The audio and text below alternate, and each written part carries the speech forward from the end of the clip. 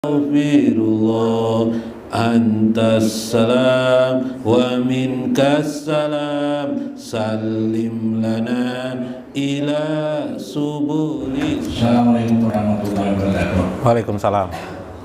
Mengenai Ya. takdir tadi. Ya.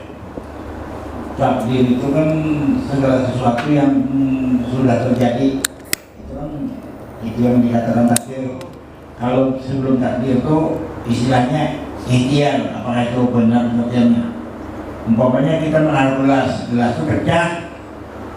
Kalau sudah pecah itu takdir. Dulu kita kadang-kadang jangan dianak situ, jangan. Ternyata gelasnya sudah pecah dulu kan. Jadi contoh dalam kejadian lain di kehidupan kita kadang-kadang berandai-andai. Jadi sebenarnya itu karena perlu lah istilahnya itu kan kalau sudah memahami takdir tadi. Iya. Ya. Jadi kayak apa pengertian yang sebenarnya? Iya. Bagaimana yang sebenarnya antara ikhtiar dan takdir? Yang sudah terjadi itu takdir katanya, yang belum terjadi bukan takdir. Kalau ikhtiar itu ikhtiar usaha manusia.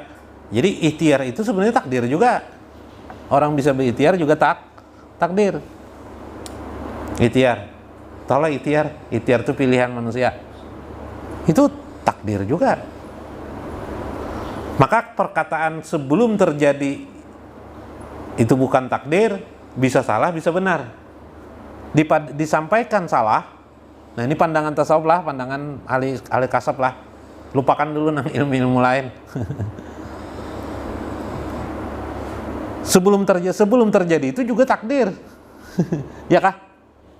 Sesudah terjadi juga sebelum dan sesudah itu kedua-duanya takdir sebenarnya. Jadi salah mengatakan sebelum terjadi bukan takdir namanya ceritanya. Nah, itu bahasa syariat. Bahasa syariat itu betul. Bahasa hakikat semua itu takdir sawabik. Yang terdahulu ujar Syekh Ibnu Athaillah pun, kamu tidak akan pernah bisa menembus takdir Allah, tirai-tirai takdir Allah, kalau kamu mengerti pemahamannya. Jadi semua kita ini sebenarnya kudrat Allah Subhanahu wa taala, kekuasaan Allah, jalal Allah, kebesaran Allah harus dipahami dalam pandangan hakikat. Tapinya pandangan hakikat inilah berkesadaran. Pahamlah Pak Sogi? Pahamlah? Ada paham nggak lagi? Paham. Berkesadaran. Nah, contoh Syekh Muhammad Said Muhammad Alawi Al-Maliki, karena ini bahasa beliau maka saya menggunakan bahasa beliau. Nah, misalnya bahasa beliau, ketahuilah dalam kitab Takribul Usul, ketika engkau melihat kebaikan, ada pelaku kebaikan, ada pelaku keburukan. Ketika engkau memilih, nah dihubungkan dengan pertanyaan tadi, ketika engkau memilih kebaikan atau melakukan kebaikan, maka ketika itu engkau memperlihatkan tanpa sadar, memperlihatkan majhar kebesaran, keindahan Allah Subhanahu wa taala. Yalah. Pada saat engkau memilih yang buruk, perbuatan yang buruk dipilih b'ikhtiar, akhirnya pilih yang cara buruk.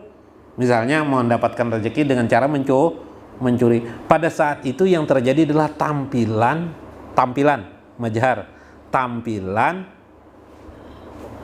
apa tampilannya? Jalal Allah Subhanahu wa taala, kebesaran Allah. Tampilan aja, di kesadaran, di pandangan hakikat.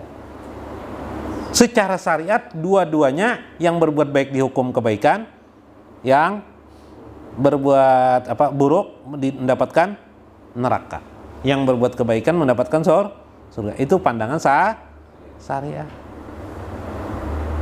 Karena kedua-dua itu sebenarnya sebelum ada syariat, kedua-duanya baik. Yalah, baik adakah? Mencuri itu sebelum ada syariat baik-baik aja. Ya kah? Sebelum ada syariat baik dan buruk tidak ada. Adalah? Tidak ada. Ada mungkin baik menurut akal dan tidak baik menurut akal. Apakah akal itu sesuai semuanya dengan syariat? Tidak, akal itu tidak sesuai dengan syariat karena Allah menciptakan akal ini untuk membantu kita, mendorong kita untuk taat kepada syariat. Kayak Bapak Izamin, pandangan itu bisalah. Pandangan hakikatnya, baik dan buruk yang kita pilih, yang kita ikhtiarkan, gagal usaha, misalnya berusaha sudah nih, mencari rezeki, ya kayak gitu kalau Mas Izamin. Ya. Cari rezeki sekalinya gagal juga. Kegagalan kita itu menampilkan kebesaran Allah Subhanahu wa Ta'ala. Adapun orang berhasil menampilkan keindahan Allah Subhanahu wa Ta'ala.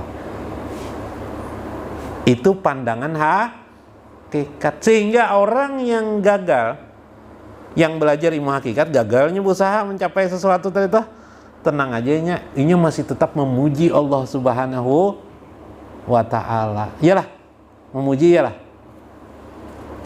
Kalau mudahnya kayak ini, pernah lah melihat di TV ada ular makan apa mangsanya? Ada ular kobra, king kobra memakan ular kobra biasa, atau memakan ular biasa dimakannya. Padahal sesama ular, sama-sama jenis, dipaksanya makan.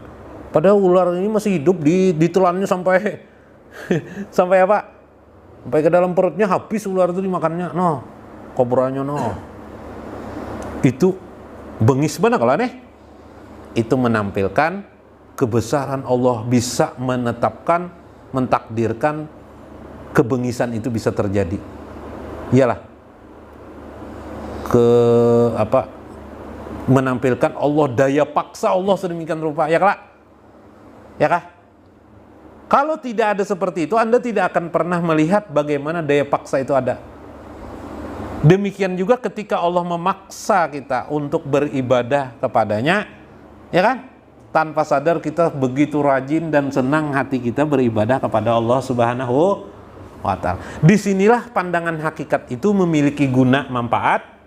Manfaatnya apa? Itu pandangan hakikat itu, ilmu hakikat tuh. Pandangan hakikat itu bukan susah dan senang, bahagia atau derita, tetap pujian kepada Allah Subhanahu wa Ta'ala. Itulah makna eksistensi Allah saja yang ada. Wujud Allah saja ada, kita ini tidak ada. Kita ini adalah la haula wala quwata illa billah. Ini pandangan hakikat. Paham? Nah, cara memandangnya beda. Kawalah memahami itu. Pandangan syariat lain lagi lah. Pandangan syariat? Ya harus ada ikhtiar mempunyai syariat. Nah, ya. Syariat bihtiar ya. Kayak mana? Biar kada disuruh syariat kan bihtiar. Manusia itu. Iyalah. Ya kah? Biar kada ada syariat manusia itu bihtiar. Contohnya lapar. Lapar. Ya, gara-gara lapar apa akibatnya? Keluyuran keluar rumah ya lah. Mencari apa? Mencari makanan. Keluyur mencari rezeki. Iyalah. Siapa nama maksa tuh? Siapa dibalik semua itu? Nah, nang mengatur kenapa perut kita ini bisa lapar, lalu mencari nasi. Siapa tuh dibalik semua itu? Allah yang maha mengatur. Jadi bagi orang hakikat, syariat itu urusan yang ditaati selesai. Iyalah. Ya kah? Yang ianya adalah dibalik daripada syariat itu adalah hakikat. Itu pandangannya. Kawalah memahamilah. Kada kawa kena ada pulang, tak sana-sana pembahasan kada apa-apa, kada nang sekali juga kala. Berdoa aja panjang umur lawan Tuhan.